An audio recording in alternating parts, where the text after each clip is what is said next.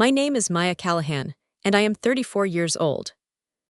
Last Thanksgiving, in front of 14 relatives, my father introduced me with a single sentence. One daughter's a surgeon.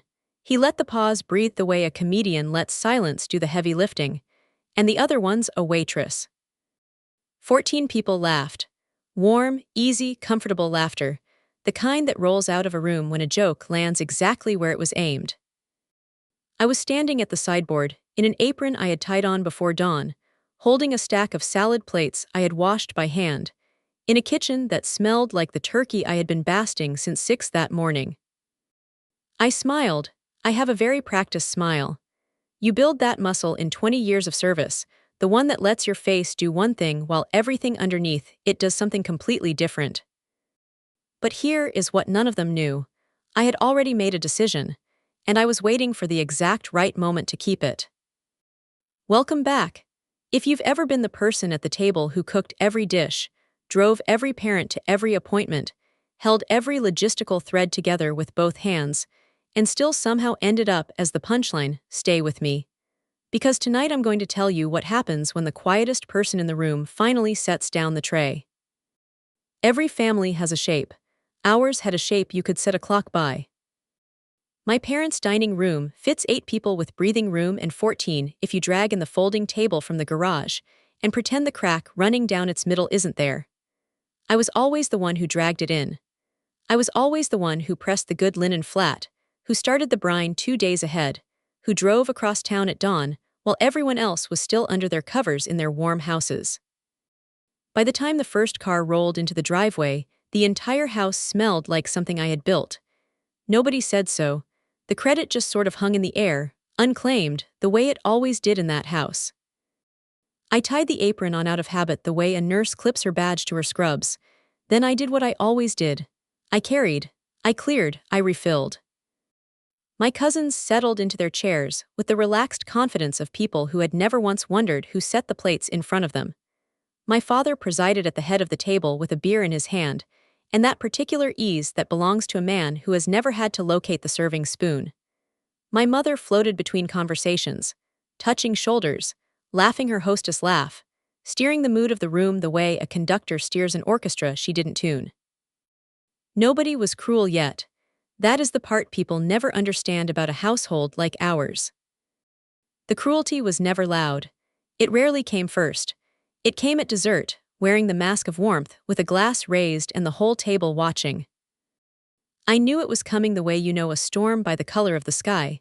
I could have left before it arrived. Instead, I told myself, the way I had told myself every year for over a decade, one more year, and reached for the gravy boat. It came between the turkey and the pie, the way it always did. My uncle asked my sister something about her hospital, and my father leaned back in his chair, that particular lean that meant he was setting up a line, and let it fly. Well, you know how it went with my girls. One's a surgeon, he paused. Excellent timing, my father, the other one's a waitress. 14 people laughed. Not cruelly. That is the part that always took the longest to digest. They laughed the warm, affectionate laugh of people enjoying a familiar routine, the same easy laugh you give a magician who pulls the same coin from behind the same ear at every family gathering. My aunt pressed her hand to her chest. A teenager snorted soda through his nose. My father looked at me down the length of that table with the satisfied expression of a man whose best material still lands.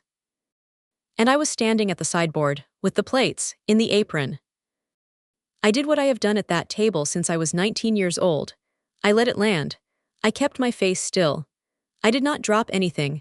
You don't drop things when you've survived Saturday dinner rushes with 100 covers on the board and a kitchen running 4 tickets behind. I set the plates down softly, one at a time. What none of them knew was that I had already heard that exact line, those precise words, in that exact order, at least a dozen Thanksgivings running. And every year it cost me a little more to hold my face still. What none of them knew was that this was the last year I would do it. I want to tell you about the refrigerator I grew up under, because it explains everything. My mother kept it like a display case. My sister Cassie's report cards went on the door at eye level, held up with little apple-shaped magnets. When she made honor roll, the certificate went into a frame in the hallway. My grades were fine, that was always the word for them, fine, and fine did not earn a magnet. Cassie was 3 years older and gifted at the exact things my parents had decided counted: standardized tests, science fairs, the straight, clean runway from high school to college to medical school that my father could describe to any stranger in a single breath. I was good at other things. Things that don't fit on a refrigerator door. I could read a room in roughly 4 seconds. I could keep 6 tables turning smoothly and remember, without writing it down, that the little boy at table 9 had a tree nut allergy. I could talk to anyone, the nervous first dater, the grieving widow, the table of finance guys who thought being loud was the same as being important. I could make people feel taken care of even when everything in the kitchen was on fire. Nobody frames that particular skill set. When the house got loud, when the comparisons began and I could feel myself shrinking against the counter, there was exactly one place I could go where none of it reached. Down the hall, past the certificate, into a warm kitchen that smelled like butter and something older than memory, where my grandmother was always standing at the stove. She never asked about grades. She just handed me a wooden spoon and made room at the counter. That was the first place in my life where I was, without qualification, without condition, enough. I was maybe 12 the first time she said it. I had come into her kitchen after a parent-teacher evening that went the way they always went. My sister's name spoken like a blessing, mine spoken like a footnote. My grandmother, Ruth, though I only ever called her grandma, was rolling out dough. She looked at me over the top of her glasses and read the whole story off my face without my saying a word. She wiped her hands on her apron. "Come here, sweetheart. Let me tell you something and I want you to keep it." I came. "A job is what you do," she said. "It is not who you are." I didn't understand it then. I was 12. I thought she was just being kind. It took me 20 years to realize she was handing me the one thing that could survive everything that was coming. That kitchen is gone now, sold with the old house. My grandmother lives in a small suite my parents built off the side of their own home, close enough that you can hear her humming through the wall on her good days. She is 83. 14 months ago, a doctor used the word we had all been circling: dementia. Now there are days she is completely, fiercely herself, and there are days she calls me by my mother's name. And that, the good days burning down like a candle you can measure, was the entire reason I was standing in that apron at all. I had made myself a private, foolish, tender promise. While she was still here to see it, I would keep this family in one piece around her. I didn't yet know that keeping that promise and keeping myself were about to become two entirely different things. Here is what my family has never once taken the time to understand. I am good at what I do.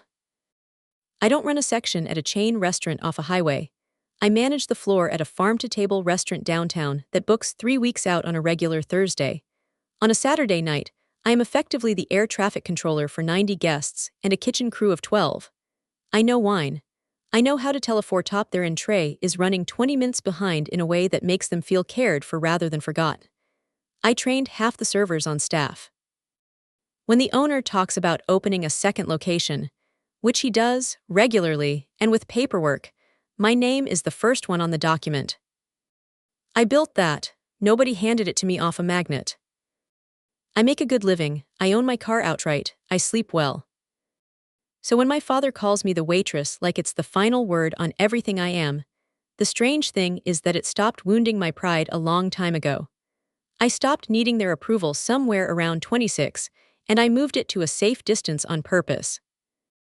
What nobody who asks why did you keep going back ever seems to understand, I didn't go back for them. I didn't go back to finally win something. I went back for one person who was sitting behind that wall humming a song from 1963 and running out of clear days. Everything I absorbed at that table, I absorbed because leaving the table meant leaving her.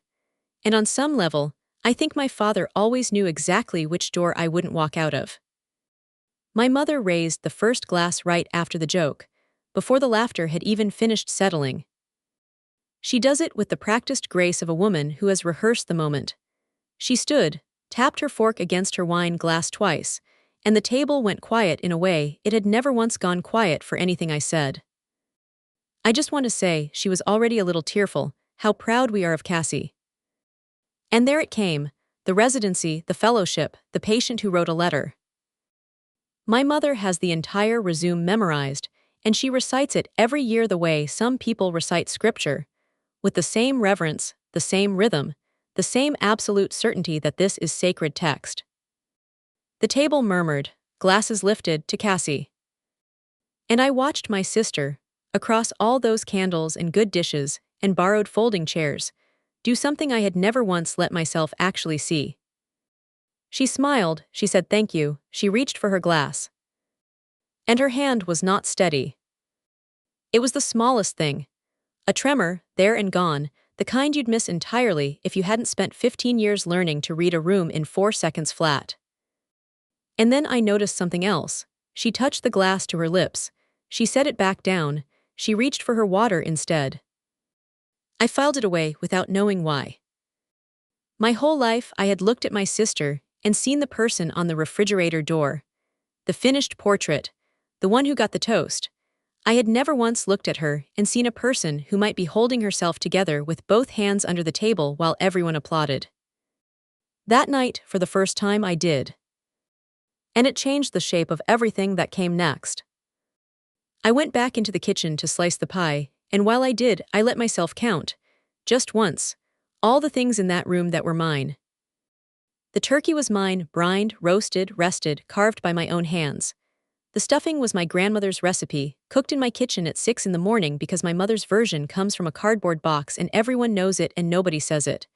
The gravy was mine, the roasted vegetables, the cranberry made from scratch, not from a can. I had shopped for it, paid for half of it, and arrived before anyone else was awake. And I was also, and it took saying it plainly inside my own head to feel the weight of it, the person who scheduled my grandmother's home aides, who kept the laminated medication card in my purse, who drove her to the neurologist the one time my mother couldn't take the afternoon and my father, as he always says, isn't good with that stuff. I did all of it quietly, the way you bus a table between courses, efficiently, invisibly, without expecting a receipt. I had told myself for years that this was love, that being the one who holds everything up is the same as being the one everyone loves. Standing at that counter with the pie server in my hand, I heard laughter roll out of the dining room again. Someone was reprising the joke for a cousin who'd missed it, and a thought I had been refusing to let surface finally came through anyway. If I was so useful, why did being useful feel exactly like being invisible? I didn't have an answer. I carried the pie out with a smile, because that is the muscle you build in 20 years of service, the one that lets your face do one thing while everything underneath it does another. But the question had gotten loose in me now, and I couldn't put it back. I brought a slice of pie back to my grandmother's suite. She tires in crowds now, and we had settled her in her chair by the window before the meal started. It was a good day. I could tell the moment I came through the door by the way her eyes found mine and actually landed, sharp, present, completely herself. "There's my girl," she said, "not my mother's name, mine." I sat on the ottoman by her feet and handed her the plate, and she ate 3 bites, set the fork down, and looked at me for a long moment. "You cooked all of it again, not a question." "Somebody has to," I said and smiled. She didn't smile back. She reached out and took my chin in her hand the way she had when I was 12 years old in a kitchen full of flour. "Maya," she said, "are you happy in there, or are you just useful?" And I felt the entire evening go quiet inside me, because in 83 years my grandmother has never wasted a question. I opened my mouth to give her the answer I gave everyone. "I'm fine, Grandma, I'm good," and she watched me not be able to say it. "You don't have to answer tonight," she said gently and patted my hand and looked back out the window, "but I'll remember that I asked." On her good days, she remembers everything. I sat there on that ottoman and understood that I had just been handed a question I was going to have to answer with my life. You'd think the joke would eventually exhaust itself. It doesn't. Later, over coffee, a set of cousins arrived who'd been at an earlier gathering across town. My father got to perform the whole routine fresh for a new audience, and there is nothing my father loves like a new audience. Maya is our people person, he told them, which sounds like a compliment until you hear where it lands. Cassie fixes hearts and Maya, he tipped his mug toward me across the table. Maya remembers how you take your coffee.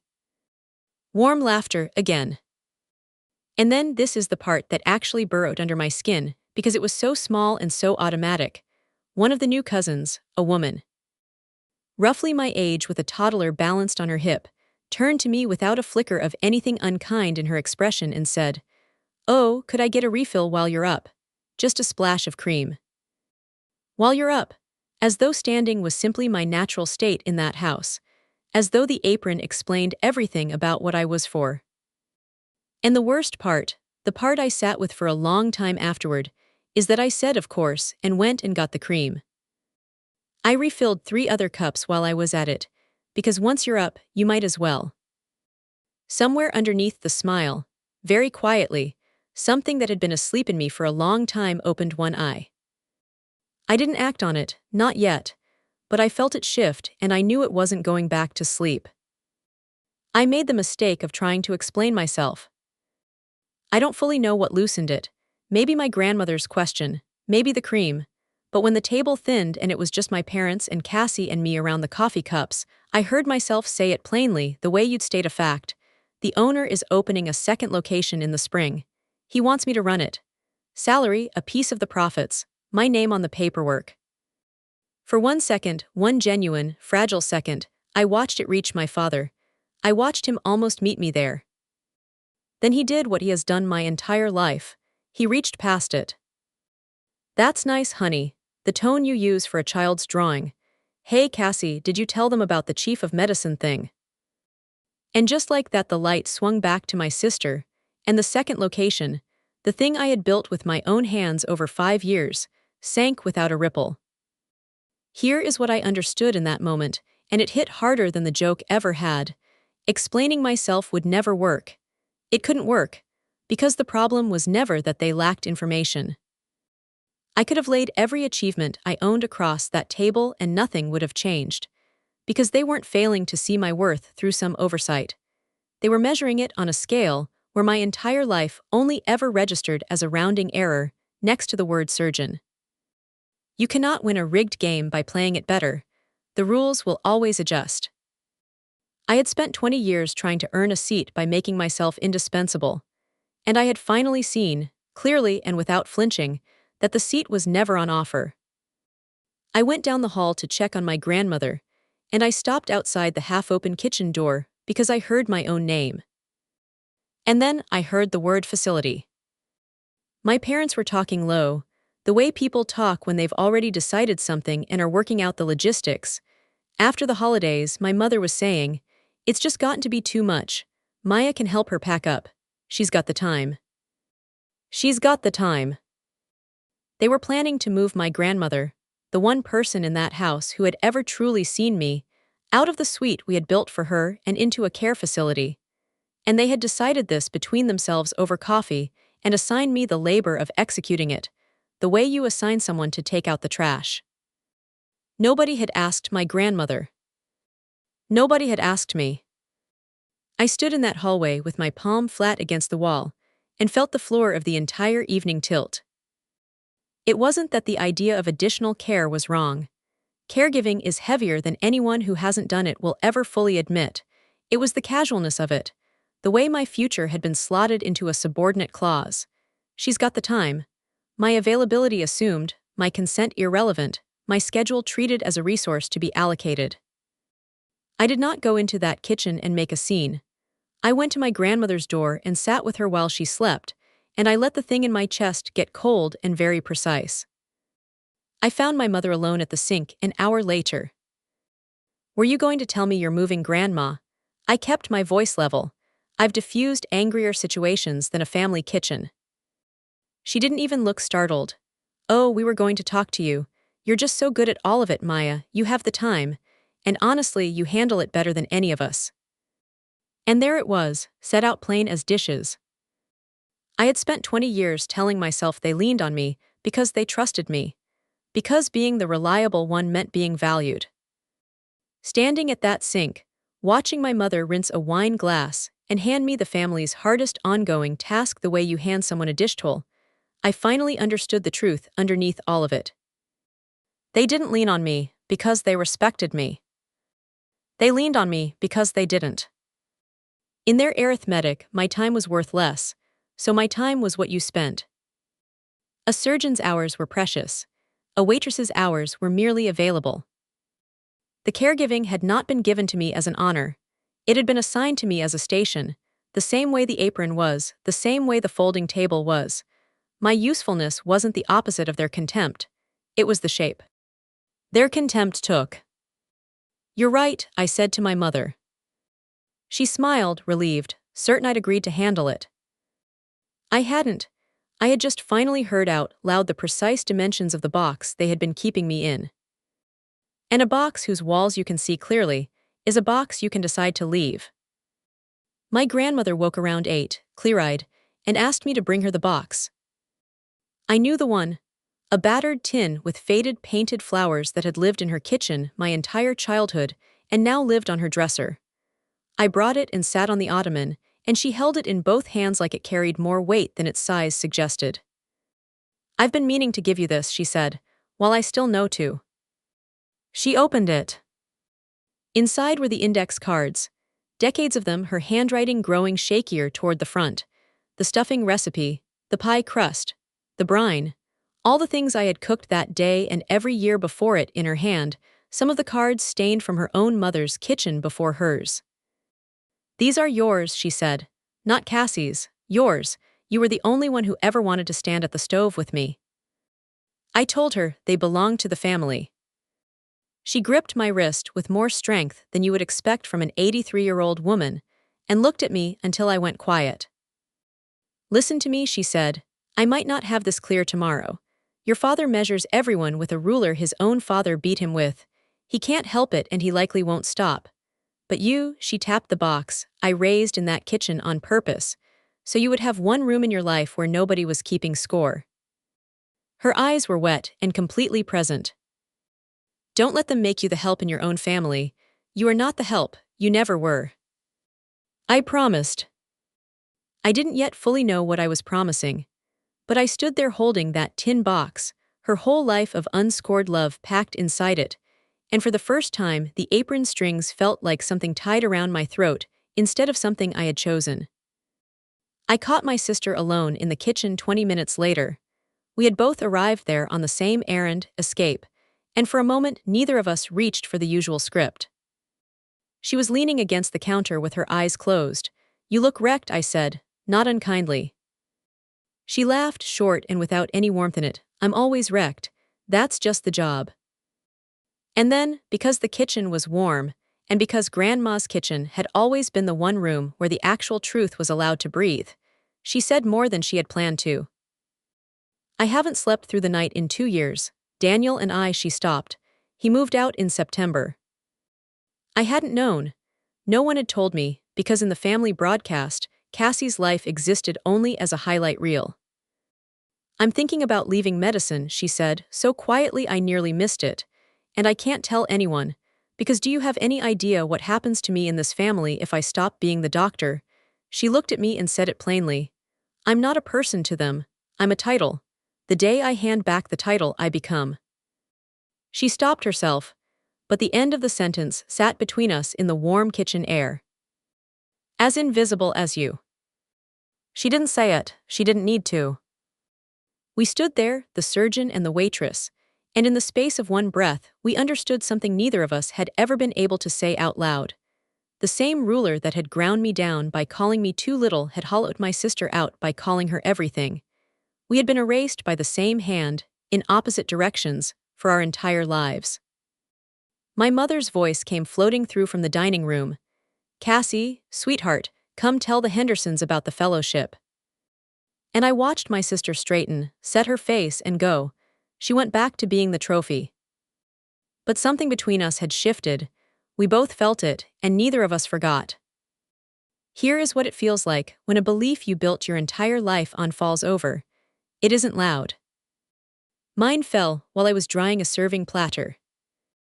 For 20 years I had operated on one central, organizing faith, that if I made myself indispensable, if I cooked and drove and scheduled and carried, and never asked for anything in return and never once dropped a plate, then eventually the ledger would balance. I would become worth as much to this family as my sister's title. That was the deal I had made with myself alone at 12 years old, shrinking against a counter.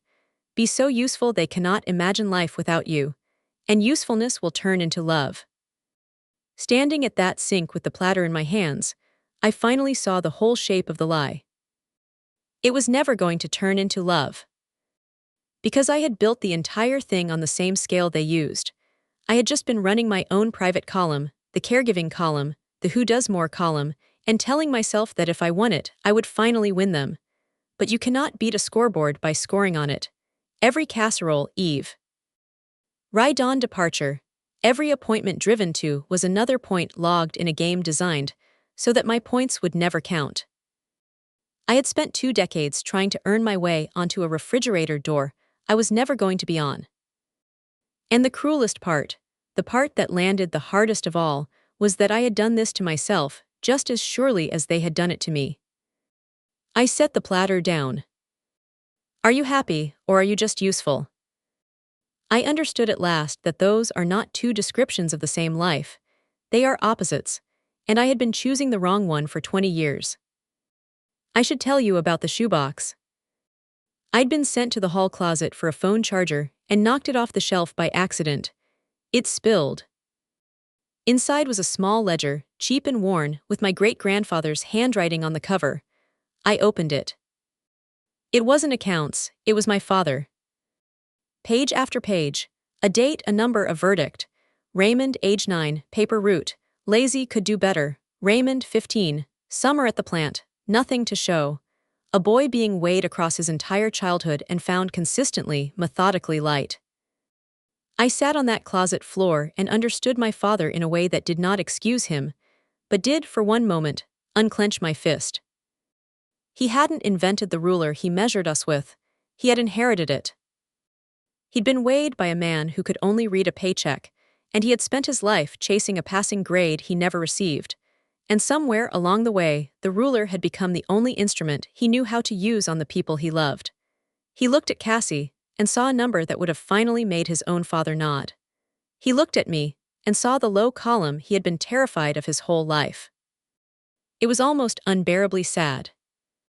And here is the thing I made myself hold on to, sitting there on the closet floor. Understanding where the ruler came from did not mean I had to keep letting him lay it across my back. Or Cassie's, or my grandmother's. You can grieve for the wound a person carries, and still refuse to let them pass it on. I closed the ledger, I put it back on the shelf, and I stood up. There was a crash from my grandmother's suite. I got there first, I always get there first. She was on the floor beside her chair, not hurt, but frightened in a way that broke open something in my chest, because she didn't know where she was. The good day had ended between 1 minute and the next, the way it does now. She looked up at me and her eyes were wide and lost. "Where's the kitchen?" she asked. "I have to get back. I need to get back." I got down on the floor beside her and held her hands and talked her back slowly, gently, the way you talk a shaken table through the worst night they've had in years. After a while she came partway back and let me help her into her chair. My mother appeared in the doorway, assessed the scene and said, "See, this is exactly what I mean. It's just too much." Then she went to get my father. I knelt there on the floor holding my grandmother's hands, and I felt the clock in my chest tick to a number I had been refusing to read. She was going. Not tonight, not this month. But the good days were burning down, and every single one I spent standing in an apron at that table, absorbing that joke, was a day I would never get back. In that fragile half-lit place between lost and found where she lives now, my grandmother said it again. She was settled back in her chair, calmer, my hand inside both of hers. She wasn't fully back, but she wasn't fully gone either. She looked at me, and something in her recognized something in me that was older than names. "A job is what you do," she said. "To the window, to me, to some year I couldn't reach. It is not who you are." The same sentence she had handed me at 12 over a sheet of rolled dough. This time it didn't land like comfort. It landed like a verdict on the last 20 years of my life. Because I had spent those 20 years doing the precise opposite of what she'd told me. I had led a job, first the apron, then the entire invisible second career of holding this family upright, become the whole answer to the question of who I was. I had become nothing but a function, a set of hands, a woman who was always up anyway. She had known, maybe better than I ever did, that I would need that sentence. I sat with her until she drifted toward sleep, feeling the full shape of the evening pressing down on me. The apron, the tin box on the dresser, the crash, the toast building in the other room, the promise I'd made and had not kept for a single minute since. Something had to give. I already knew, walking back down that hall, what it was going to be. My father tapped his glass. The toast round. It closes every Thanksgiving in our family, has for as long as I can remember. You go around the table, everyone offers something, and it is reliably, without exception, a tour of everyone's accomplishments with 2 guaranteed stops, a long, warm one at Cassie, and a brief comic one at me, where I am expected to deliver some cheerful, self-deprecating line about my year, so the table can laugh and feel that the natural order of things is intact. I had been composing that line in my head in the car on the way over. Pure reflex. A small joke about the second location, something that would let my father's ruler land softly and let everyone drive home comfortable. My mother's glass was already in her hand. And I stood at the edge of the room, still up, still in the apron, still not seated, holding the prepared line in my mouth like a coin I was about to spend. I could feel exactly how the next 10 minutes were supposed to go. The groove of it, worn smooth by 2 decades, pulling me toward the easy thing, the peacekeeping thing, the thing that would protect the fragile whole of the family for my grandmother's sake. I almost did it. I need you to understand how close I came, because anyone who has ever sat at a table like this knows that the pull toward peace is not weakness. It is love bent into the wrong shape. My father went first. He toasted the year, eased gracefully into Cassie, and the resume rolled out warm and practiced, and I watched my sister accept the applause with that steady smile and those unsteady hands, and every muscle trained since childhood leaned toward the groove. Just do the bit, take the laugh, keep the peace. Grandma wants the family whole, you promised her the family whole. It was a good argument. It was the argument I had used to keep myself in that apron for 20 years, and the terrible thing about it was that it was built from real love. My want and my need stood on opposite sides of that table and looked at each other. To keep the family my grandmother loved, I had to keep being erased. To stop being erased, I might break the family in her last clear season. There was no version where I got both. My mother stood. She raised her glass toward Cassie, a second time, the second toast of the evening, and announced to the table how proud they were of their daughter the surgeon, and the room lifted its glasses and someone began to clap, and then everyone was clapping, warm and easy, for my sister for the second time in one night. I watched 2 things happen simultaneously. I watched my sister's smile stay perfectly in place while her eyes, over the rim of a glass she once again touched to her lips without drinking from, filled with something that was not pride and was not joy. It was the look of someone being applauded straight into a grave, drowning in the exact water everyone believes she's swimming in. And I watched my father beaming at the head of the table, entirely satisfied, certain he was presiding over a happy household. Both of his daughters were in that room. Neither of us was actually there. One erased by too little, one by too much. The same hands had done both, and they were clapping now. I set down the coffee pot.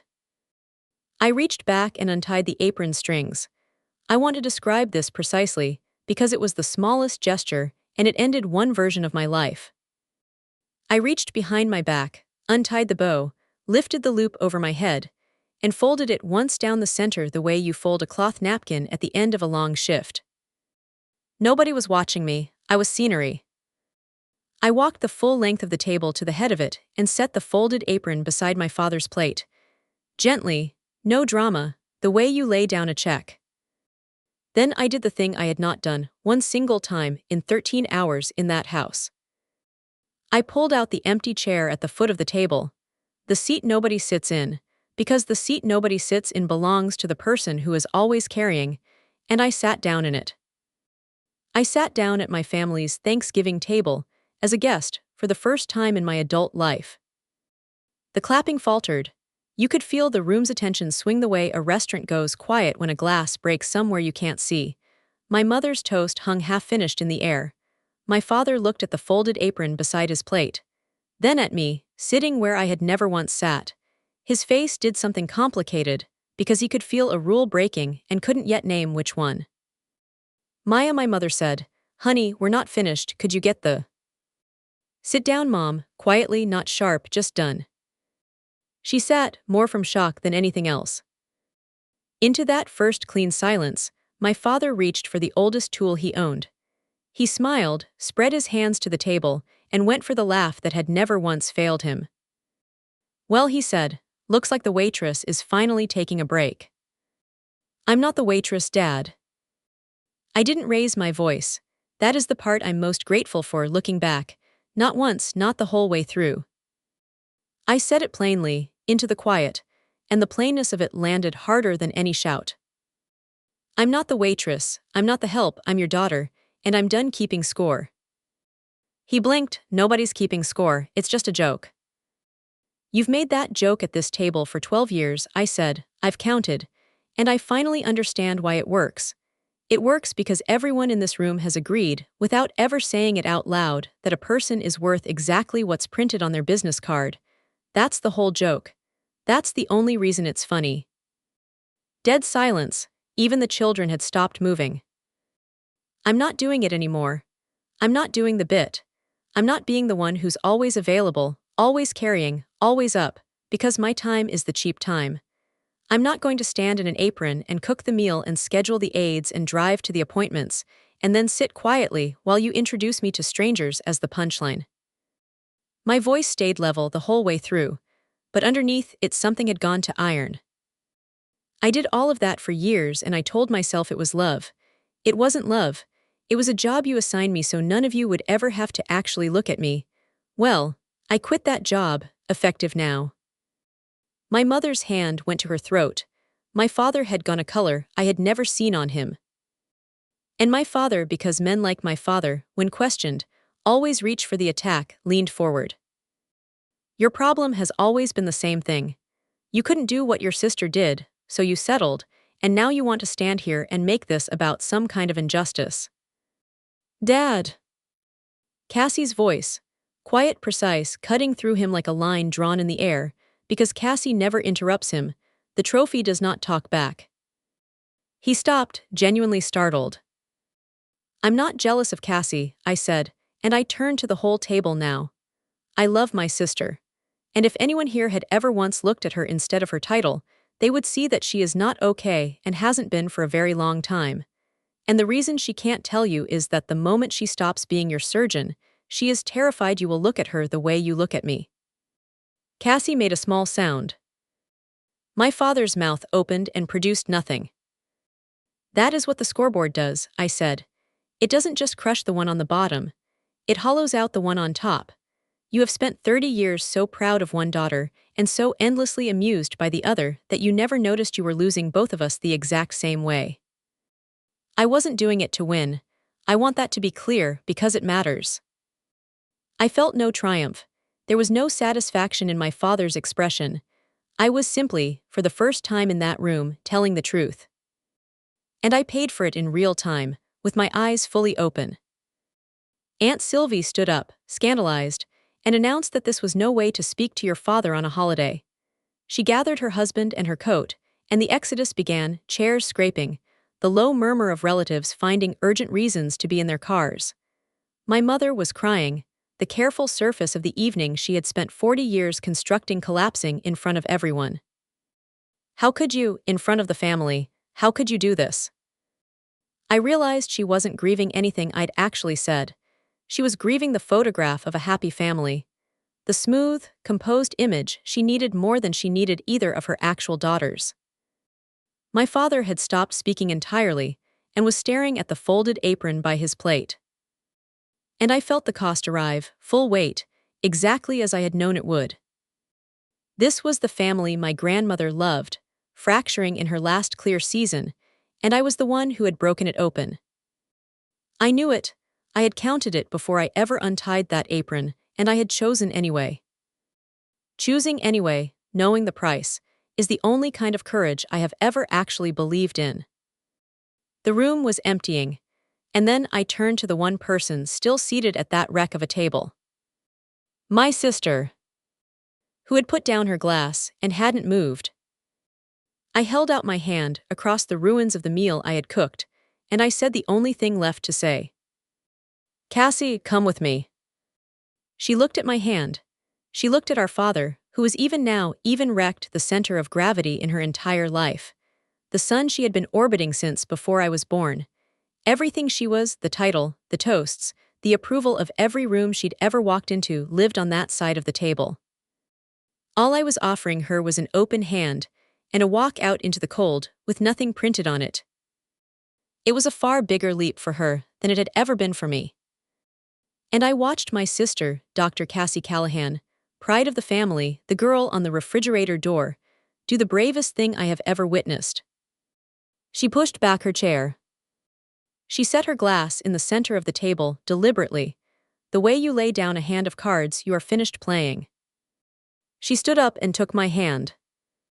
Okay, she said, just that, okay. My father said her name, Cassie, and there was something in it I had never once heard from him. Something close to fear, because his best investment was walking away from the table and the ruler wasn't working. She didn't answer him. She held my hand and we walked the full length of that dining room together. Past the wreckage of the meal. Past the folded apron. Past our weeping mother and our silent father and the last few relatives pretending not to watch. We went out through the kitchen and I opened the back door and November came in clean and cold and honest. We stepped out into it together. 2 daughters, no scoreboard, nothing printed on either of us but our own names. The door closed behind us. And for the first time in my life, I had walked out of that house without leaving the one person I loved behind, because she was walking out beside me. We didn't leave, not yet. We went back in through the side entrance to my grandmother's suite, quiet as people who know exactly which floorboards to avoid, to say goodnight before we drove away into whatever came next. She was awake. And by some grace I will carry with me for the rest of my life, she was there, all the way there, clear-eyed and present in the lamplight, my grandmother at the full surface of herself. She looked at the 2 of us in the doorway, coats on, hands still linked, faces still raw from the room down the hall, and she didn't need anyone to explain it. She understood. She had probably understood before either of us did. There they are, she said softly, my girls. She looked at me and said the thing that closed a circle 20 years wide. I always knew who you were, Maya, long before anyone thought to applaud for anything. Her eyes moved to Cassie and softened. Both of you, she patted the arm of her chair, a job is what you do, it was never who you are. I knelt beside her chair and put my head in her lap the way I had at 12 years old in a kitchen that no longer exists, and she stroked my hair, and I understood the full and terrible arithmetic of that night. I had been seen, finally, completely, by the one person whose seeing had ever mattered, and I had bought it at the price of the whole fragile family she had wanted kept whole. I had won and lost in the same breath, in the same lamplight, with her hand in my hair. I would not have traded a single second of it.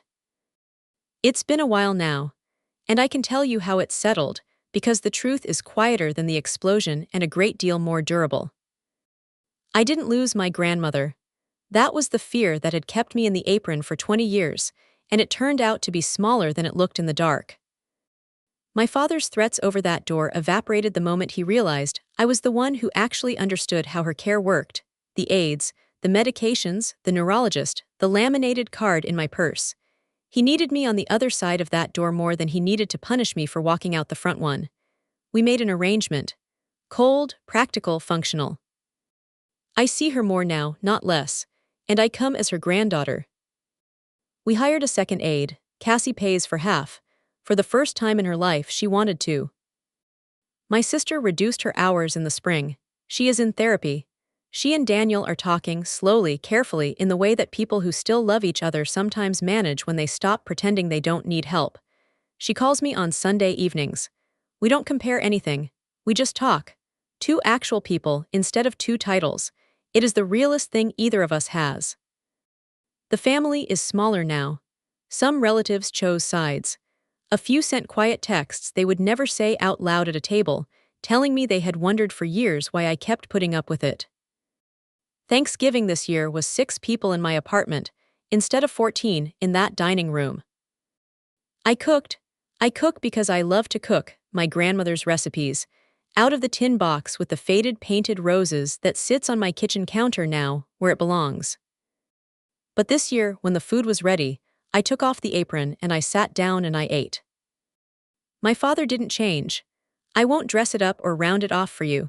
He still measures people with the only ruler he was ever given.